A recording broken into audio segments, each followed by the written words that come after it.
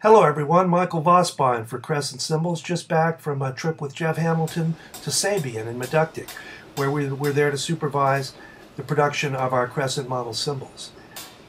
As always with us, the only way we know to get our sound is hand hammering. It's a painstakingly slow, labor-intensive process that dates back for hundreds of years. You see that cymbal blank on the right of your screen has been shaped and cut into a circle, but everything from here on out is done with a man with a hammer in his hand. From there it goes to lathing. That's where it gets shiny. The artisan here is taking a blade to shape the cymbal more and give it more of its profile, contour, taper, where it's thick, where it's thin. From there we go to testing, and this is Jeff Hamilton working with production manager at Sabian, Mark Love, on the Hammer Tone series cymbals. Mark Love is an amazing resource who knows more about cymbals than most people will ever imagine. Of course, Sabian makes cymbals quite differently than us. That's one of the things we all learned. And here's Jeff Hamilton talking with members of the production team about just what some of those differences are between their models and ours. I must say the team was fantastic. Very open and helpful, all under the supervision of Mark Love. And sometimes that means going back to the drawing board, going back to square one. They had plenty of blanks available, and we had to begin from scratch several times with new hammering.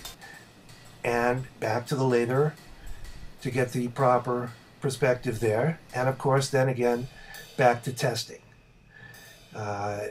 Jeff's very meticulous about his sound, and he knows just how to get it. And it takes quite a while because when the cymbals are hot from being worked on, they take a few days to settle down. Here I am working with Mark on some other models. We're working on some hi-hats here.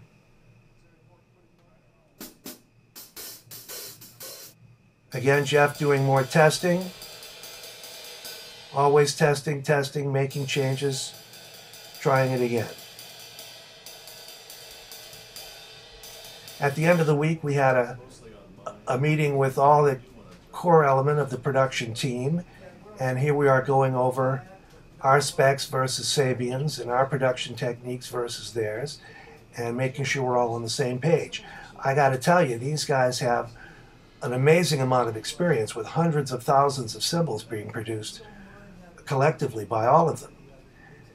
And you see their CEO, Andy Zildjian, very helpful. The work went so well that by the end of the week, Jeff was actually able to leave with some stamp cymbals for him to play.